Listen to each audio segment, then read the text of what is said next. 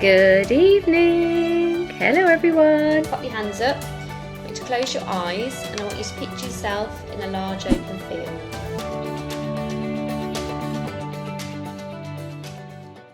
Hello my darlings, welcome back to my channel. I am so excited for today's video because we're going to take a trip down memory lane. So if you are new to my YouTube, please make sure you've liked and subscribed, and I think you turn on a bell so you get notifications. But I upload every Tuesday, so new content comes out every Tuesday for you all. And also please comment below. I personally respond to all the comments and read them all. So it'd be lovely to get some insight from you all and how you're finding these videos. So let's take a trip down memory lane here. Now, when I'm doing my psychic readings, quite often, well, near enough all the time, I don't remember what the messages are. Now, there's a couple of reasons for that. Number one is because it's not my information to hold on to. So any messages that come through, I'm just basically a translator. I just pass on exactly what one area is saying to the other and deliver the message in the most divine way. That's what I do. So the information isn't actually for me to hold and remember and retain or absorb. So to keep a level head in this kind of job, I have to let go of the messages. However, having said that, there are a few that just stay with me and do have an imprint on me. And I'm going to share those with you now. And I think when you hear about them, you'll understand why. Okay, so the first one that I remember, number one, was a child that sadly passed from a tumour. Now, oh, I've got goosebumps just thinking about it. The children, when they come through, are the ones that get me the most. I can be quite, like, so tuned in the zone of communicating and passing the messages and concentrating that I can actually end up just speaking. And if the person's upset, I say, you okay? You all right? You happy for me to continue? And they say yes. And 9 times out of 10, I can say it with feeling all the emotion from both parties and actually still keep delivering in a calm manner. However, when it's children, and I think it's because I'm a mom, maybe, I don't know, when it's children that have crossed over, oh, they get me every time. They literally, I'm just thinking about it now, I could cry, it just gets me every time, because no parent should have to live knowing that their child has passed on. It's just awful, it's just awful. And this event was no different. So it was in a live setting that this reading happened. And there was a lovely lady and she was sat there very, very calm, very at ease. She didn't really look like she was engaging with anybody, just of her own accord. And all I could hear was, "Mommy, mommy, mommy. There's my mommy, there's my mommy." And I'm very conscious in live events to select people that have had children crossed over. I can hear the children sometimes, and what I tend to do is go up to them at the end and just offer a reading then, because I know it's going to get me and it's going to make me cry, and will I be able to hold the concentration that's required to do the message justice? So I could hear "mommy, mommy, mommy," and I was like, okay darling, you're going to have to just hang on a sec because I am going to cry. And she gave me the most intense headache, and I was like, oh. And it wasn't that she was trying to make me in pain or anything like that. It was just, she was trying to simply say, this is how I passed. It was in my head, it was my tumour, and it was horrible. So I said, can you just bear with me and I'll come to the lady at the end. And after the end of these events, it can be quite chaotic. Lots of people want to speak to you, and people are mingling with each other, and it's quite loud, and you know, there's lots going on. But this lady, I was like, right, I will go to her. And I was like very conscious of being polite to everybody and trying to get to the lady through the crowd. Like, can I just get to this lady? Trying to get through. And she was just sat there, just like that, just sat in the chair, almost looking like, say, I can't believe you didn't come through. And I sat down and I said, you know, they're here.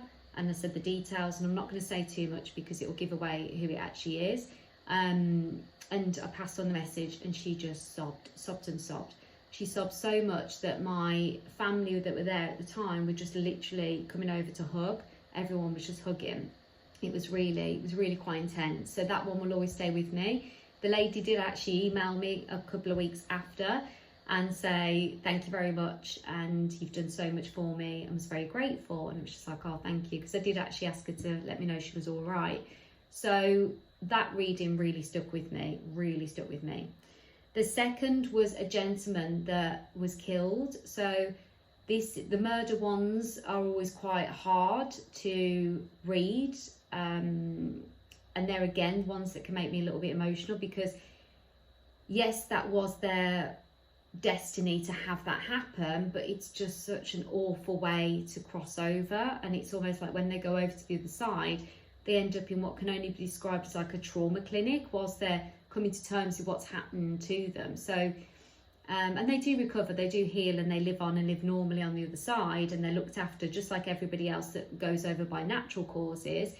But it's just hard, it's really hard to connect with those people, because again, it shouldn't happen, it just shouldn't happen.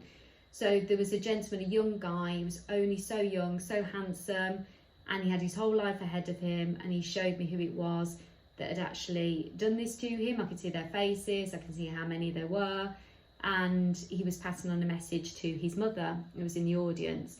So that was hard, that was really hard. But again, it did it justice, and he felt more at ease, and the family and everybody that were there for him felt at ease as well. So I won't go into detail about that one as well, because I have to respect people's privacy here. So that one was a little bit hard as well. Oh, this one was a little bit more interesting, and this one was quite in depth.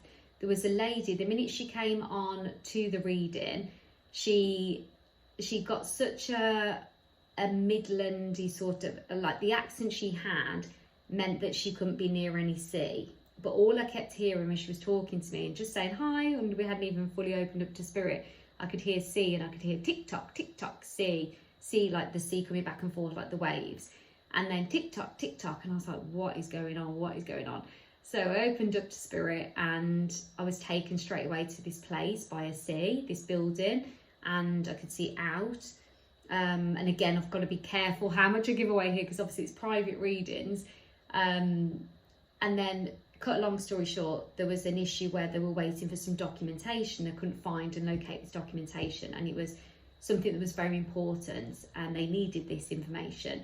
So all of the sounds and all of the smells and everything else I was hearing, one after the other, was locating where this item actually was.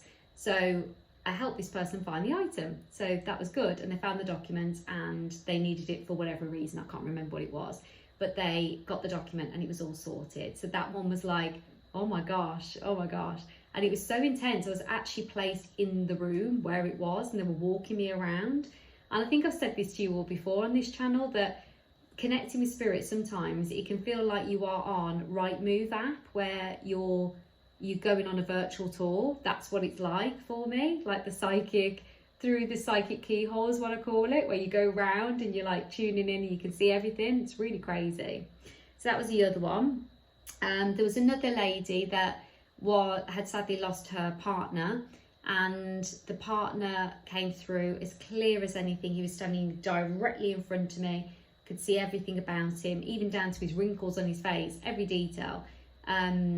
Described him to a T to the lady. She knew exactly who it was. I said, this is your partner, and this is his name, and names aren't really my strongest points.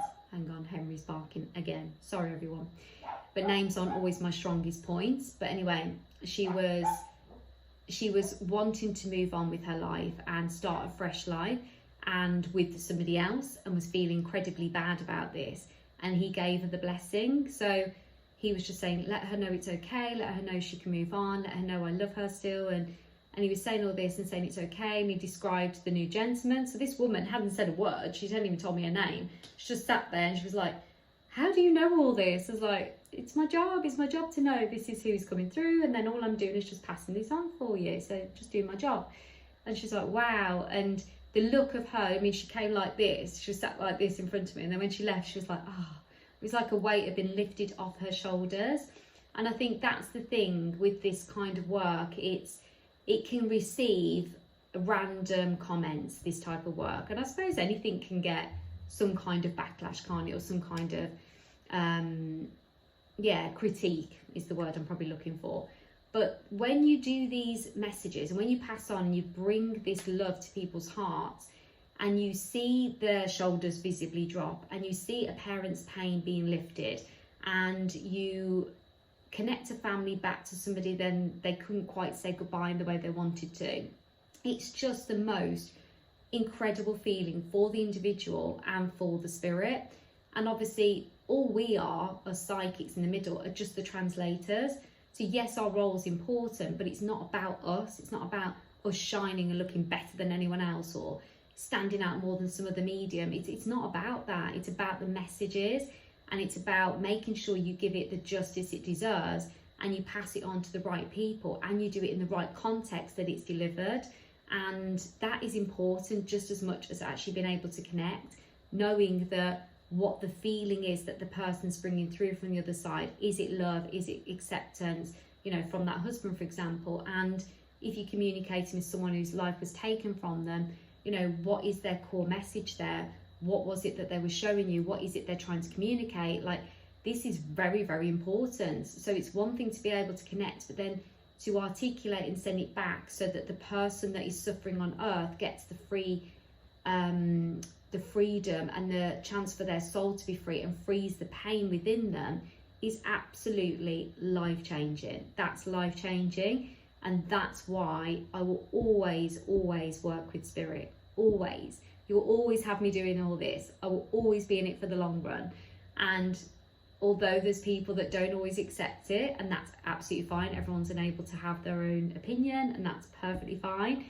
It's never going to be enough to stop me from spreading this love and spreading this insight and spreading this joy to people on the other side and also in the human form as well. So there we go, my darlings. Those are the ones that have stayed with me the most. There will be more in the future. There's possibly more if I dig deep, when I really think about it. But remember, a lot of the readings, the information isn't for me to retain. So a lot of the information is delivered, I've done my job, and I release it and move on and carry on with my life. But I love you all so much. I hope you've enjoyed this video. I was going to say this reading. I hope you've enjoyed this video. Give it a like and subscribe. And I'll be back next week with more amazing content. I love you all so much. Mwah! Bye.